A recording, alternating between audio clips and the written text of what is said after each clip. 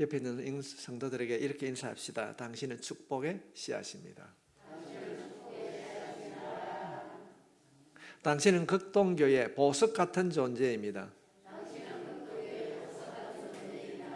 아멘.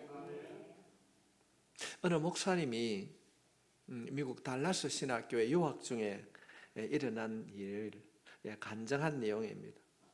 어느 날 법무부 교정실에서 목사님에게 전화가 왔습니다. 누군가에게 목사님이 보증을 써주면은 지금 형기를 살고 있는 이 모범수가 가석방이 될 수 있다고 그렇게 말합니다. 목사님이 그분이 누구일까 망설입니다. 미국에는 제가 법을 잘 모르는데 보증을 써주게 되면은 그분이 가석방이 되면은 보증을 써준 사람과 1km 이내에 거주를 해야 되고 1년 동안 그분이 어떤 일들을 책임을 져야 된다. 그렇게 한답니다. 해줘야 되나? 어떻게 그분이 내가 목사인 걸 알고 나에게 부탁을 했는가? 망설이고 있는데 며칠 지나서 밤에 또 한 통의 전화가 왔습니다. 그 전화의 주인공은 이 청년의 어머니였습니다. 이 청년은 석간성 약물, 우리말로 하면 마약을 거함으로 마약 사범으로 5년형을 받았는데 3년을 모범수로 잘 마쳤습니다. 열심히 기도하면서 성경 읽고 교도소에서 얼마나 해결을 했겠습니까? 목사님이 보증을 써주면은 아들이 새롭게 사회에 적응을 할 것입니다. 참 목사님이 망설임 가운데에 이 어머니의 전화를 받고 보증을 써주었습니다. 그래서 이 청년이 가석방이 되어서 이제 목사님의 가정에서 한 달 정도 머물게 되었습니다. 그런데 어느 날 목사님이 새벽 기도하려고 나와 보니까 목사님 차가 없어졌어요. 그 청년도 없어졌습니다. 목사님이 이런 마음을 가집니다. 내가 괜히 그렇게 해줬는가? 경찰서에나 아니면 그 교정당국에 내가 신고를 해야 되는가? 참 고민을 할 때에 이 청년이 돌아왔습니다. 목사님이 그 청년의 눈빛을 봤을 때에 달랐습니다. 이 청년이 그 사이를 참지 못하고 또 마약을 했습니다. 그때 경찰서에서 전화가 왔습니다. 미국에는 마약류로 인하여서 가석방이 되면은 수시로 전화가 온다든지 피검사를 해야 된다고 합니다. 소변 검사도 해야 된답니다.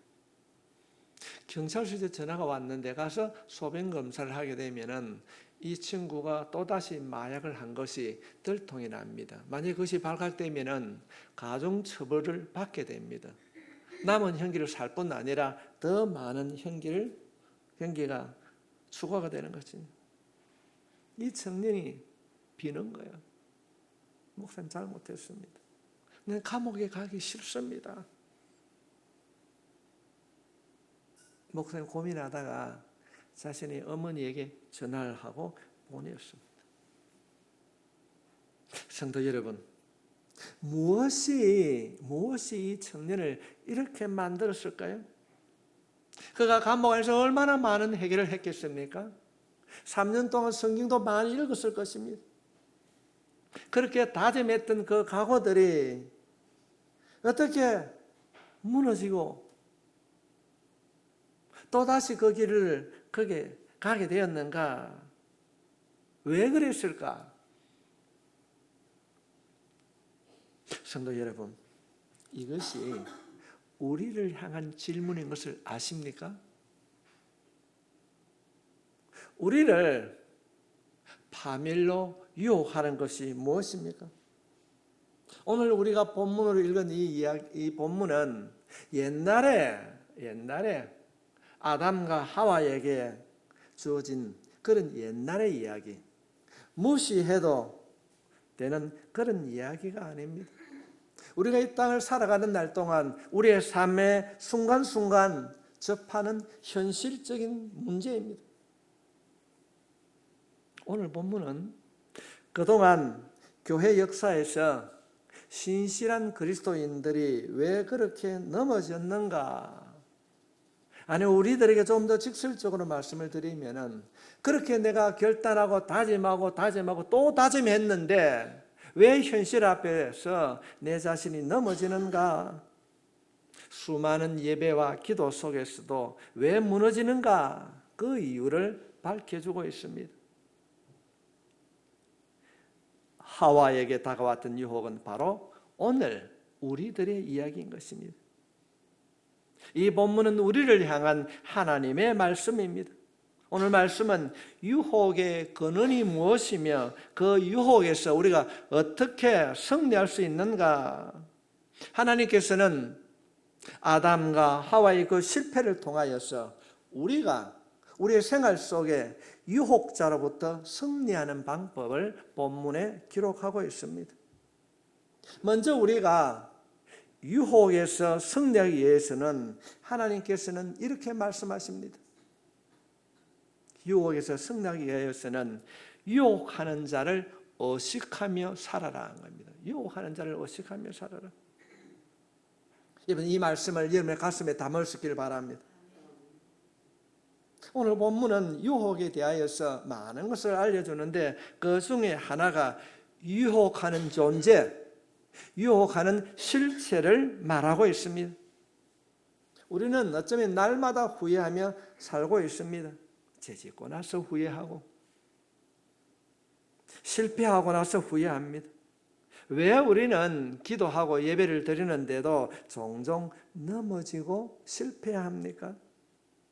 우리의 노력이 부족해서, 우리의 기도가 부족해서, 신앙생활을 열심히 하지 못해서 그럴 수 있습니다. 그러나 오늘 본문은 우리가 넘어지는 근본적인 이유에 대하여서 말씀하고 있습니다. 우리는 왜 넘어지고 왜 실패하는가? 그 이유는 우리를 유혹하는 자가 지금도 우리를 유혹하고 있기 때문입니다. 우리의 모든 실패 뒤에는 우리를 유혹하는 인격자가 있다고 본문은 우리들에게 말씀하고 있습니다. 많은 그리스도인들이 사탄의 존재를 가볍게 여깁니다. 어떤 사람은 내가 예수 믿는데 뭔 그게 사탄의 존재를 인정하지 않습니다. 요즘과 같은 현대 사회에 사탄과 마귀가 있다는 말인가 인정하지 않습니다. 그러나 분명한 것은 신학교에 가면은 조직신학이 있습니다. 그 조직신학 가운데는 신론도 있고 그리스도론도 있고 성령론만 있는 것이 아니라 사탄론 또는 마귀론도 가르치고 있습니다. 사탄론을 가르치는 신학교 교수가 이런 말을 했습니다. 만일 누군가가 사탄을 부정한다면 그는 하나님의 존재도 인정하지 않을 것이다. 지금 하나님이 살아계시고 존재하듯이 우리를 미혹하고 유혹하는 사탄 역시 존재하고 있습니다. 이 사실을 우리가 알아야 된다는 것입니다. 그러므로 우리는 오늘 이 본문을 통하여서 주님이 우리에게 주시는 메시지를 분명하게 받아들여야 됩니다. 아담과 하와는 왜 무너졌는가? 그들의 무너짐 뒤에는 유혹하는, 아담과 하와를 유혹하는 유혹자가 있었다고 말씀하십니다. 오늘 우리는 왜 무너지는가? 우리가 무너지는 이유는 우리 뒤에 우리를 유혹하는 유혹의 실체가 있기 때문에 그렇습니다. 성경을 읽어보면 여러분이 깜짝 놀랄 만큼 사탄에 대하여서 많은 이야기를 기록해 놓고 있습니다. 예수님께서 공생애를 시작하실 때에 처음으로 당한 것이 사탄의 시험이었습니다. 유혹이었습니다. 그렇다면 예수님을 유혹한 그 유혹은, 사탄은 어디에서 왔는가? 그것이 예수님의 마음의 상성으로부터 온 것이 아닙니다. 40일 금식했기 때문에 그 줄인 환경으로 온 것도 아닙니다. 예수님을 향한 유혹의 근원을 성경은 이렇게 명백하게 밝혀두고 있습니다. 마태복음 4장 3절로 4절에 있는 말씀입니다. 시험하는 자가 예수께 나와서 이르되 시험하는 자가 있음을 보여주고 있습니다. 4장 5절에 있는 말씀입니다. 이에 마귀가 예수를 거룩한 성으로 데려다가 성전 꼭대기에 세우고, 마귀가 그를 데리고 갔다는 겁니다. 마귀가 예수를 거룩한 성으로 데려갔다. 8절 말씀에도 마귀가 또 그를 데리고 지극히 높은 산으로 갔다. 예수님을 유혹한 유혹은 어디에서 왔는가? 그를 유혹하는 유혹자에서 왔다는 것입니다. 이것이 본문이 말하는 중요한 메시지입니다. 여러분, 오늘 우리는 왜 종종 넘어지고 실패하게 되는가? 그 중요한 이유 중에 하나는 우리의 뒤에서 우리를 유혹하는 그 유혹의 실제가 있기 때문에 그렇습니다. 지금도 그런 우리를 유혹하고 활동하고 있습니다. 그 옛날 하와를 유혹했던 사탄은 지금도 예수님을 유혹했을 뿐 아니라 우리를 유혹하고 있습니다. 똑같이 활동하고 우리를 미혹하고 있습니다. 그러므로 성도 여러분이 하나님의 말씀을 받고 이 땅을 살아가는 날 동안 우리를 유혹하는 자가 있음을 의식하고 살아갈 수 있길 바랍니다. 이것이 승리하는 비결입니다. 유혹에 대해서 우리가 유혹당하지 않고 승리하기 위해서는 우리 뒤에 유혹하는 자가 있음을 꼭 기억하고 살아야 됩니다. 그럴 때 유혹으로부터 벗어날 수 있습니다. 그렇다고 한다면 그 유혹하는 자의 방법은 무엇인가? 두 번째 말씀이 유혹하는 자의 방법을 알라. 오늘 본문은 유혹하는 자의 실체뿐 아니라 우리를 유혹하는 방법을 자세하게 설명하고 있습니다. 우리를 유혹하는 방법. 사탄이 우리를 유혹하는데, 사탄 마귀가 우리를 유혹하는데 어떻게 우리를 유혹하는가? 1절 말씀입니다. 그런데 뱀은 여호와 하나님이 지으신 들짐승 중에 가장 뭐하더라? 강교하더라. 뱀이 여자에게 물어 이르되 하나님이 참으로 너희에게 동산 모든 나무의 열매를 먹지 말라 하더냐. 간교하더라. 이 말에는 아주 많은 것을 포함하고 있습니다. 유혹하는 자가 우리에게 다가와서, 하와에게 다가와서 하는 말이 무엇인가? 우리가 생각하는 사탄 마귀가 흉한 모습으로 찾아오는 것이 아닙니다. 저 친구는 믿을만해. 내가 믿을 수 있는 그런 모습으로 우리에게 다가온다는 것입니다. 마음 놓고 말할 수 있는 친구처럼 아름다운 모습으로 사탄은 자신을 가장하고 변장하고 하와에게 찾아왔습니다. 성도 여러분, 우리에게도 이 사탄의 유혹이 찾아왔을 때 이런 모습으로 찾아온다는 겁니다. 보기 싫고 내가 싫어하는 모습으로 오면 우리는 어떻게 합니까? 야, 네 꼴 보기도 싫다. 상종하지 않을 것입니다.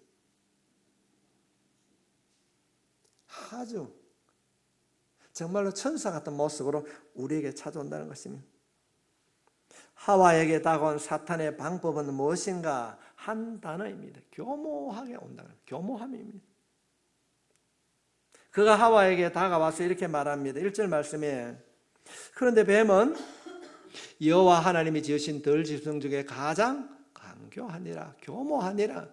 뱀이 여자에게 물어 이르되 하나님이 참으로 너희에게 동산 모든 나무의 열매를 먹지 말라 하시더냐.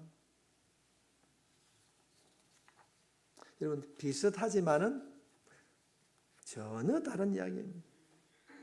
이것이 바로 사탄의 방법입니다.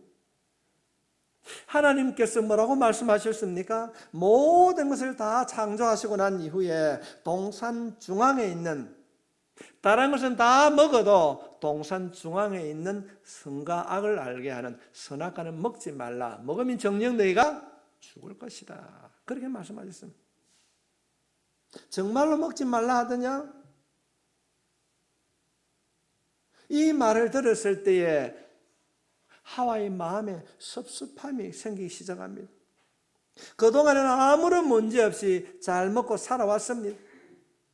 동산의 모든 나무의 실과를 마음대로 먹을 수 있었습니다. 선악과만 먹지 않으면 모든 것을 먹을 수 있는 삶을 살았습니다. 문제없이 살아왔습니다. 그러나 사탄의 말 한마디가 하와의 마음속에 섭섭함을 가져다 주었습니다. 그가 대답하는 대답에 그 마음이 그대로 드러나고 있습니다. 2절부터 3절에 있는 말씀에 여자가 뱀에게 말하되 동산 나무의 열매를 우리가 먹을 수 있으나 동산 중앙에 있는 나무의 열매는 하나님의 말씀에 너희는 먹지도 말고 만지지도 말라 너희가 죽을까 하노라 하셨느니라. 어떻게 변했습니까? 먹으면은 죽는다 그랬습니다. 그런데 먹지도 말고 만지지도 말라 너희가 죽을까 하노라. 하나님이 이렇게 말씀하지 않았습니다. 하나님 그 하와의 대답에는 뭔가 섭섭함이 들어 있습니다. 너희가 죽을까 하노라. 하나님께서는 정녕 죽으리라. 성도 여러분, 이 사탄의 교모한 말을 여러분 보이십니까? 비슷한 말 같지만은 전혀 다른 내용입니다. 이것이 바로 사탄의 전략입니다. 우리에게도 사탄이 다가올 때에 이런 전략을 그대로 사용합니다. 어떻게 다가오는가? 변장한 청사의 모습으로 다가옵니다. 흉측한 모습이 아니라 가장 친근한 모습으로, 가장 아름다운 모습으로 우리에게 다가옵니다. 어쩌면은 믿음의 길을 걸어가려고 할 때에 이 사탄이 누구를 통해 올 수 있는가? 사랑하는 남편이요, 사랑하는 아내요, 사랑하는 자녀의 모습으로 우리에게 올 수 있음을 우리가 알아야 됩니다. 이 사탄의 교모한 전략에 얼마나 많은 그리스도인들이 희생당하고 있는지 모릅니다. 예수 믿는 사람들은 사탄 싫어합니다. 여러분 사탄 좋아합니까? 우리는 사탄 하면은 마귀라고 그러면은 몸서리를 칩니다. 사탄이 우리에게 올 때 우리는 예수 이름으로 명하노니 사탄은 결박도 떠나갈지라 알고 있습니다. 그런데도 왜 믿는 자들이 사탄의 유혹에 넘어가는가? 그 이유는 사탄이 우리에게 다가올 때에 너무 교모하게 온다는 겁니다. 야, 너 이리 와봐. 이렇지 않습니다. 정말로 사랑의 언어로 우리를 찾아오는 것입니다. 우리는 이 사실을 알아야 합니다. 사탄이 하와의 마음에 섭섭한 마음을 집어넣었습니다. 5절 말씀 보겠습니다. 너희가 그것을 먹는 날에는 너희 눈이 밝아져 하나님과 같이 되어 선악을 알 줄 하나님이 아십니다. 내가 먹지 말라고 하는 것은 죽는 것이 아니야. 그걸 먹으면 네 눈이 밝아져서 너도 하나님처럼 될 것이야. 이 사탄의 말을 들으니까 하와의 마음에 어떤 마음이 생깁니까? 섭섭한 거예요. 이야, 하나님 정말 하와야, 너가 생각하는 것만큼 하나님은 그렇게 전능하신 하나님이 아니야. 사랑의 하나님이 아니야. 먹어봐. 먹으면은 너도 하나님처럼 눈이 밝아져서 하나님처럼 될 수 있다. 너는 모르지만은 하나님께는 이런 숨기된 비밀이 있는 것이야. 이 말을 들었을 때에 하와가 마음에 섭섭함이 생겼어요. 이야, 하나님 그럴 수 있어? 선악과를 보니까 다른 마음이 생기는 거예요. 이전에는 먹으면 죽으리라 생각했을 때는 먹지 않겠다는 마음이 있었는데 사탄의 말을 듣고 보니까 먹고 싶어지는 거예요. 나도 하나님처럼 될 수 있다. 그 마음이 어떻게 변화되었는가? 6절 말씀을 보면은요, 여자가 그 나무를 본즉 먹음직하고, 야, 맛이 있겠다. 보암직도 하고, 지혜롭게 할 만큼 탐스럽게 한 나무인지라 여자가 그 열매를 따먹고 자기와 함께 있는 남편에게도 주매 그도 이 사건 이후에 어떤 일들이 일어났는가를 우리는 너무나도 잘 알고 있습니다. 사탄은 그 유혹을 통하여서 아담과 하와의 관계뿐 아니라 하나님과의 관계를 무너뜨렸습니다. 정말로 그 가정에 치명타를 날렸습니다. 하나님과 아담과의 관계뿐 아니라 어떻게 그 가정이 풍지박살이 났는가? 어떻게 형제가 형제를 살인하게 됩니까? 자녀가 부모 앞에 먼저 가는 것도 비유라고 하는데 형제가 형제를 쳐 죽입니다. 그 사건 이후에 엄마가 하와가 아벨의 죽음 앞에서 얼마나 통곡하며 울었을까요? 오늘 본문은 이것이 사탄의 유혹에 빠진 자의 결과라고 말씀하고 있는 것입니다. 우리가 사탄의 유혹에 넘어가게 되면 하나님과의 관계가 멀어지고 인간의 관계가 깨어진다는 것입니다. 그 결과는 언제나 비참합니다. 우리는 사탄의 전략을 다 알 수 없습니다. 사탄의 그 교모함을 알 수도 없고 이길 수도 없습니다. 그러나 사탄의 유혹을 구별할 수 있는 좋은 방법, 그대로 하면은 이기게 될 줄 믿습니다. 이것이 사탄의 유혹인가 아닌가? 그것을 알기 위하여서는 먼저 관계를 살펴보아야 합니다. 사탄은 언제나 우리에게 찾아와서 이 관계를 파괴합니다. 이것을 의식하고 이것을 우리가 깨달아야 됩니다. 하나님께서 우리에게 주시는 관계는 명령입니다. 그 첫 번째가 하나님을, 두 번째가 이웃을 사랑하라. 하나님과의 관계, 사랑과의 관계인 것입니다. 예수님께서는 이 땅에 오셔서 하나님이 우리에게 주신 모든 명령을 두 개로 요약해 주셨습니다. 첫 번째가 하나님 사랑이고 두 번째가 이웃 사랑. 뿐만 아니라 우리가 십계명을 살펴보게 되면 10가지 계명이 주어지고 있지만은 첫 번째부터 넷째 계명은 하나님과의 관계이고 다섯 번째부터 10번째 계명까지는 인간의 관계, 이웃과의 관계입니다. 이것을 파괴하는 것이 사탄의 전략인 것입니다. 그러므로 우리가 내가 지금 사탄의 유혹에 넘어가고 있는가 아닌가를 알기 위해서는 두 가지 관계를 살펴보아야 하는 것입니다. 그 첫 번째로 먼저 하나님과의 관계입니다. 성도 여러분, 너무 경제적으로 힘들고 건강이 나빠지고 코로나로 인하여서 어려움이 찾아왔습니다.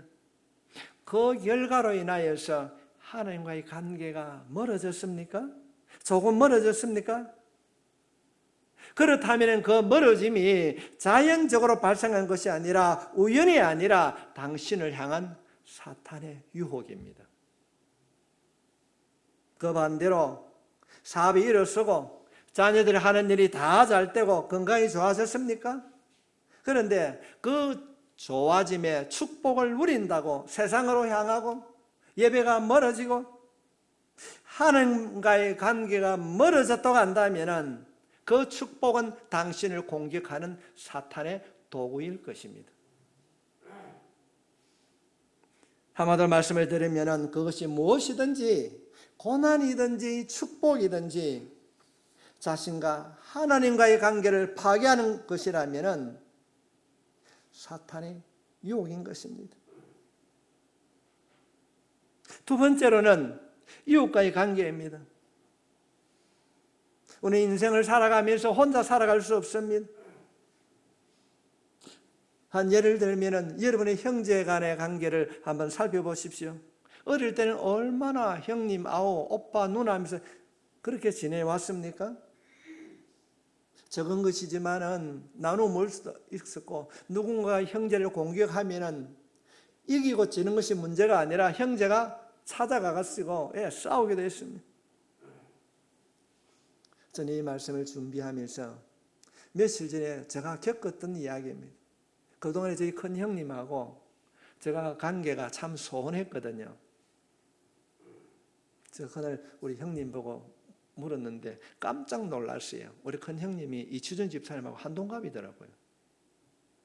아, 형이 그렇게 많이 늙었어요.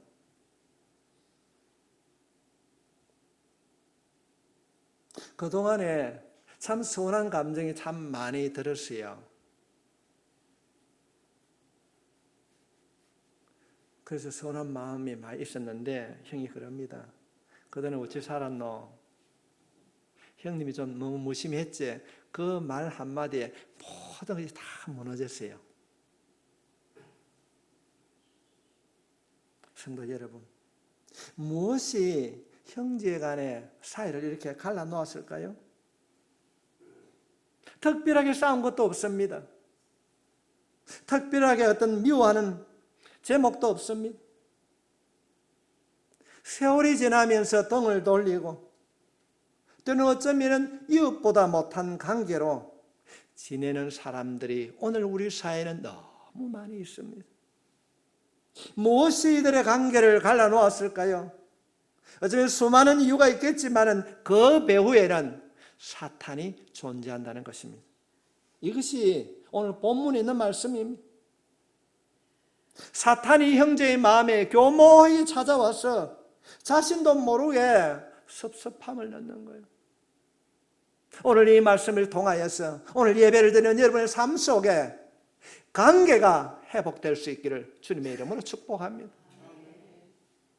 사탄이 와가지고 그냥 섭섭을 솔직히 이어주는 거예요. 남편이 미워요. 내 자녀가, 내 새끼가 미워지는 거예요. 순간순간.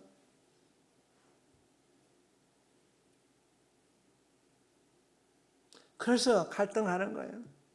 그래서 미워하는 거예요. 우리가 미워하고 갈등을 가질 때마다 우리 뒤에서 우리를 유혹하는 사탄은 어쩌면 이렇게 팔짱을 끼고 빙그리 웃고 있을 것입니다. 그래 해야지. 그렇다면은 이 사탄의 실체를 알았고 이 사탄이 유혹으로 이렇게 온다고 한다면은 어떻게 이 사탄의 교묘한 유혹을 이길 수 있는가? 주님 말씀하십니다. 세 번째로 유혹에 적극적으로 대항하라. 사탄에게 대항하라 그러면은 겁을 먹는 성도들이 많이 있습니다. 아니, 하나님이 직접 만드신 전혀 죄가 없는 아담과 하와도 넘어지는데 내가 어떻게 사탄의 전략에 맞설 수 있는가? 맞는 말입니다. 우리가 사탄과 맞짱을 뜰 수 없습니다. 그러나 한 가지를 꼭 기억하셔야 됩니다. 첫째 아담, 그는 실패했지만은 둘째 아담인 예수 그리스도, 우리 주가 되신 예수님은 사탄의 유혹을 이기셨습니다. 예수님은 사탄의 유혹을 이기셨을 뿐 아니라 십자가 위에서 사탄의 머리를 박살냈습니다. 우리의 능력으로는 사탄을 이길 수 없습니다. 그러나 사탄을 정복하신 그분이 내 안에 있으므로 그분이 내 안에 있는 것을 내가 믿고 예수 이름으로 선포할 때에 악한 영이 결박되고 떠나가게 될 줄 믿습니다. 이길 수 있습니다. 주님은 우리에게 이렇게 말씀하고 있습니다. 야고보서 4장 7절 말씀에 보면은 그런즉 너희는 하나님께 복종할지어다. 마귀를 뭐하라? 대적하라. 그리하면 너희를 피하리라. 우리가 에베소서 말씀을 보면은 마귀에 대하여서 사탄을 대적하기 위해서 수많은 무기를 말씀하고 있습니다. 곧 하나님의 말씀을 가져라. 여러 가지 도구가 있습니다. 그러나 우리는 사탄을 넘길 수 있는 무기를 하나님으로부터 받은 줄 믿습니다. 중요한 것은 우리가 사탄을 대적하는 겁니다. 대적하는 겁니다. 제가 치유사역을 하면서 제일 먼저 하는 것이 뭔가 하면은 그 가정에 있는 어둠의 영 결박되고 떠나갈지어다. 하면 돼요. 하면 됩니다. 내가 가지고 있는 능력, 내 힘으로는 불가능하지만은 우리가 예수 이름으로 대적하면은 우리는 사탄을 이기게 될 줄 믿습니다. 오늘 말씀하고 있습니다. 마귀를 대적하라. 그리하면 너희를 피하리라. 피하리라. 뭐 어떻게 우리가 사탄하고 대적할 수 있는가? 베드로전서 5장 8절 말씀에 근신하라. 깨어라. 너희 대적 마귀가 우는 사자같이 두루다니며 삼킬 자를 찾나니. 성도 여러분, 사탄을 대적하는 방법 너무 간단합니다. 우리 한번 따라합시다. 근신하라. 깨어라. 그렇습니다. 깨어 있는 것입니다. 어디에 깨어 있는가? 관계에 있어서 우리가 깨어 있어야 됩니다. 예를 들면은 아내가 또는 남편이 실수했을 때에 화를 내고 탓하기 이전에 이것이 하나님이 원하시는 것인가를 돌아보게 되면은 성령님께서 붙잡아 주실 줄 믿습니다. 분명코 남편이 잘못했어요. 분명코 아내가 잘못한 거 알아요. 그러나 우리가 하나님을 의지하게 되면은 그래, 이유가 있겠지. 왜 그랬을까? 그런 마음만 가지도 성령님께서 우리의 마음을 변화시켜 주실 줄 믿습니다.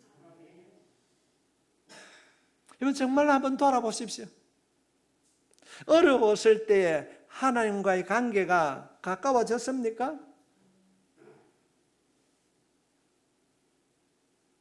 그 어려움을 통하여서 하나님께 정말로 내가 가까워졌는가? 내 기도가 깊어졌는가? 그렇다면은 깊어지고 가까워졌다면은 당신은 성공한 자입니다. 사탄과의 대결에서 이긴 자인 것입니다. 그러나 과거보다 형편이 좋아졌어요. 말할 수 없는 축복을 받았습니다. 그러나 그 축복, 그 평안함을 통하여서 하나님을 찾는 자리에 나가는 것이 아니라 하나님과의 관계가 멀어졌습니까? 예배의 자리를 잃어버렸습니까? 기도의 때를 놓치고 살아갑니까?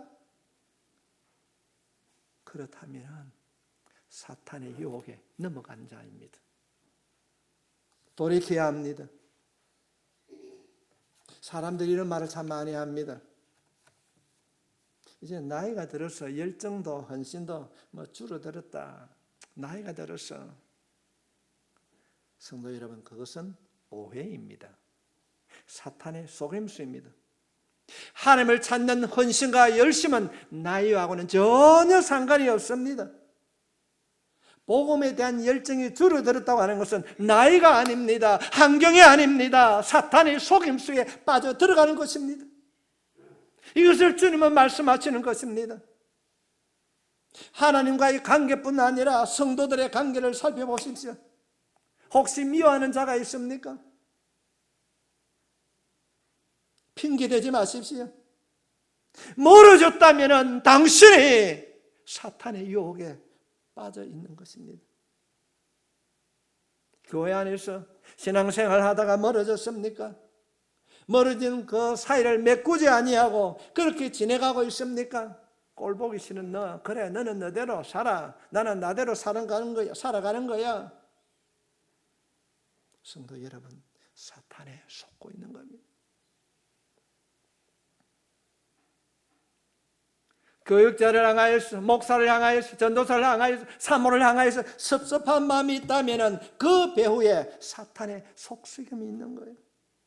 저절로 일어난 것이 아닙니다. 여러분의 배후에 사탄이 섭섭함을 갖다 주는 거예요. 괜히 짜증이 나는 거예요. 별것도 아닌데 지가 뭔데? 혹이라도 그런 마음이 있다면 이 말씀을 듣는 순간 여러분의 마음속에 있는 섭섭함, 사탄의 유혹이 결박되고 영원히 떠나갈 수 있기를 주의 이름으로 축복합니다. 우리가 경험하지 않습니까? 이해가 안 되는 일들이 있습니다.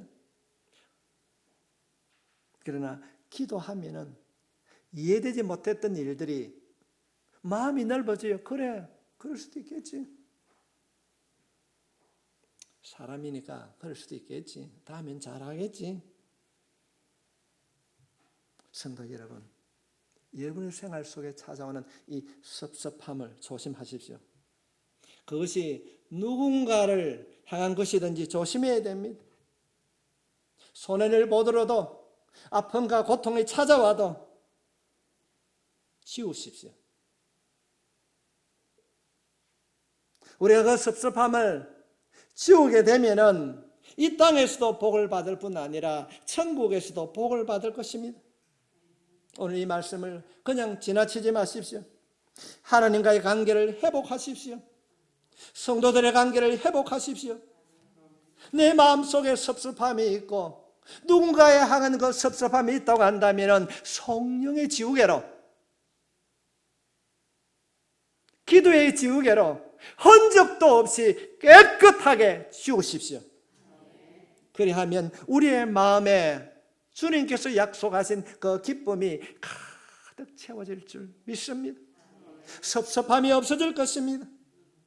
우리는 이 시대에 사탄을 대적할 능력이 없지만은 우리는 이미 이긴 싸움을 싸우는 것입니다. 예수님께서 이기셨기 때문에 우리가 그 말씀을 붙잡고 하나님의 말씀에 순종하며 사탄을 대적하게 되면은 사탄이 도망가게 될 줄 믿습니다. 우리 앞에 우리 주님이 이기셨습니다. 그러면 우리는 앞으로 영적인 전투에서 유혹하는 자의 그 유혹을 이기며 승리하는 삶을 살아가는 극동교의 모든 성도들이 되시길 예수님의 이름으로 축복합니다.